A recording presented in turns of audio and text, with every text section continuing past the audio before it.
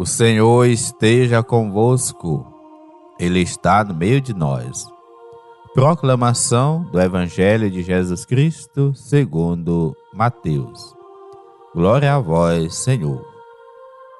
Naquele tempo, Jesus foi à região de Cesaré de Filipe e ali perguntou aos seus discípulos: Quem dizem os homens ser o Filho do Homem?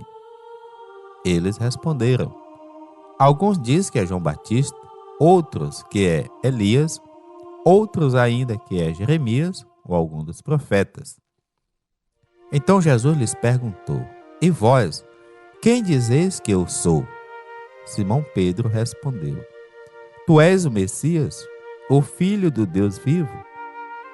Respondendo, Jesus lhe disse: Feliz és tu, Simão, filho de Jonas, porque não foi um ser humano que te revelou isso, mas o meu Pai que está no céu. Por isso eu te digo que tu és Pedro, e sobre esta pedra construirei a minha igreja, e o poder do inferno nunca poderá vencê-la. Eu te darei as chaves do reino dos céus. Tudo o que tu ligares na terra será ligado nos céus.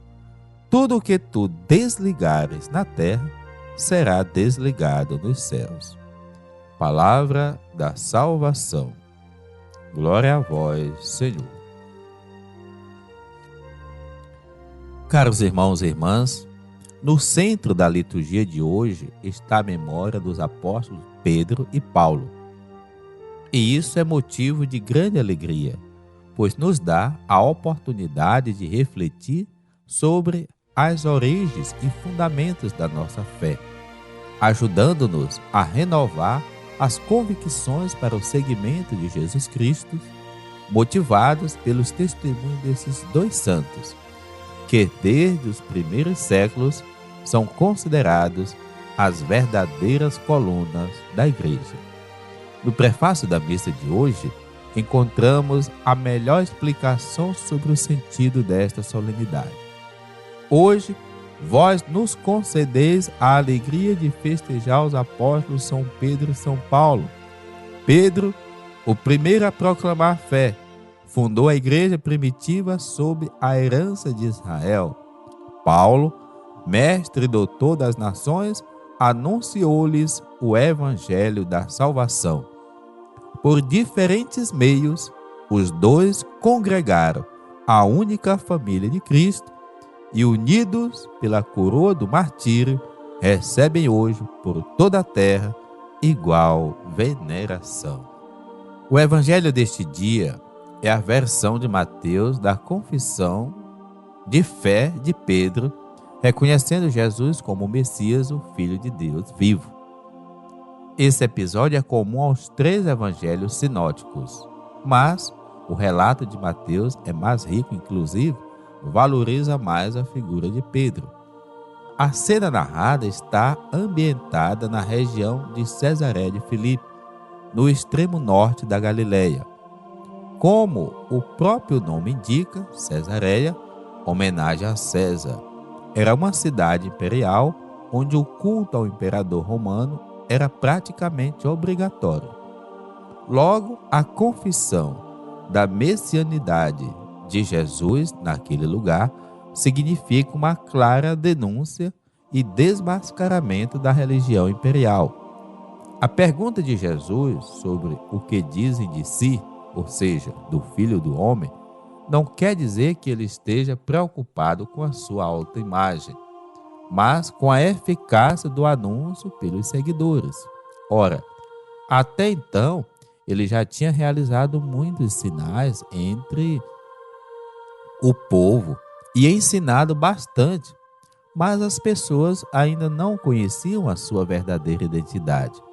Muitos o seguiam pela novidade que ele trazia, uns pelo seu jeito diferente de acolher os mais necessitados e excluídos, outros ainda para se aproveitar de seus milagres. Isso significa, e fica claro, pela resposta dos discípulos à pergunta sobre a opinião do povo embora ele já estivesse bem conceituado, pois era reconhecido como um grande profeta.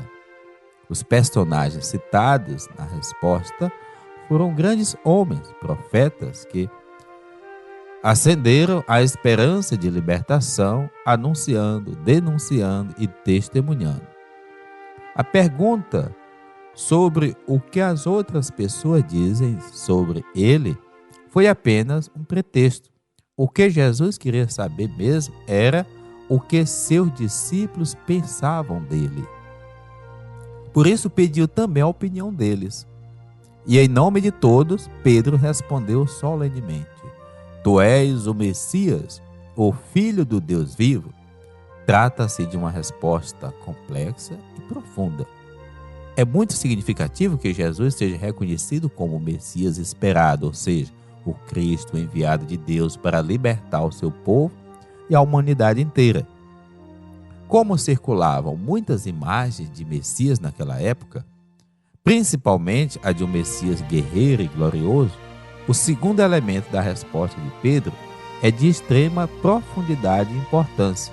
Além de definir a qualidade da messianidade de Jesus, também serve para denunciar a falsidade do culto ao imperador romano, que exigia ser reverenciado como filho de uma divindade.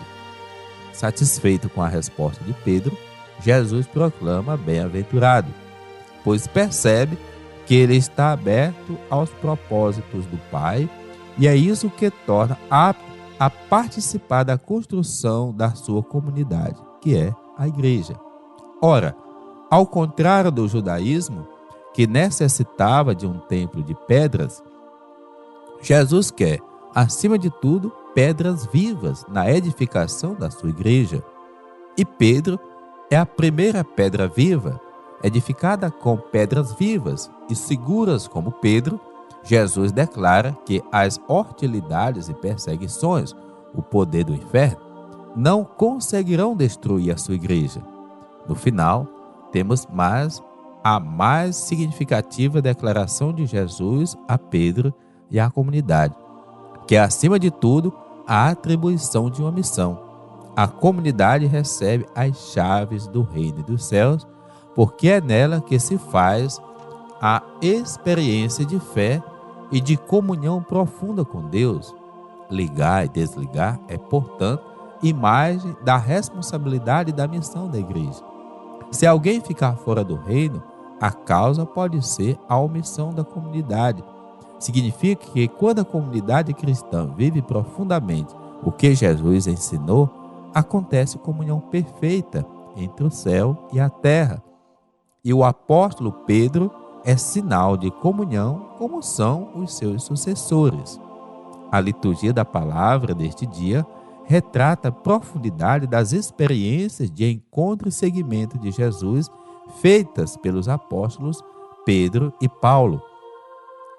Cada um à sua maneira, com a palavra e o testemunho, mostrou ao mundo quem é Jesus, conforme a pergunta central do evangelho de hoje. E vós, quem dizeis que eu sou? Todos os cristãos, em todos os tempos, têm a missão de continuar respondendo a essa pergunta, anunciando quem é Jesus Cristo, realmente considerando que a primeira forma de anúncio é o testemunho, a configuração da vida ao Evangelho. Pedro e Paulo fizeram isso e receberam como prêmio a coroa do martírio. Questionemo-nos, então, como temos respondido à pergunta de Jesus sobre a sua identidade e como temos manifestado em nossa vida. A festa de um apóstolo é sempre uma oportunidade de renovação da fé e da esperança, tanto para a comunidade que celebra, quanto para uma pessoa individualmente. Neste dia, isso ainda é mais real, pois recordamos os exemplos de fé mais expressivos da igreja desde as suas origens, Pedro e Paulo. Se hoje conhecemos o Evangelho, é porque eles embateram e combateram o bom combate e guardaram a fé. Também é importante recordar o exemplo de oração da Igreja de Jerusalém e renovar a nossa adesão ao Papa Francisco, legítimo sucessor de Pedro, e comprometermos-nos a rezar por ele para continuar guardando a fé e fazendo o necessário combate frente aos desafios atuais. Rezemos nesse dia também por todas as lideranças de nossas comunidades, todos aqueles que têm algum ministério, que coordenam nossos grupos pastorais, movimentos, que com certeza também encontram no dia a dia os seus desafios. Alimentemo-nos na esperança, na oração, com a leitura bíblica, com a vivência comunitária, para que a comunidade seja a nossa força nos momentos mais difíceis do exercício da nossa vida cristã. São Pedro e São Paulo, rogai por nós.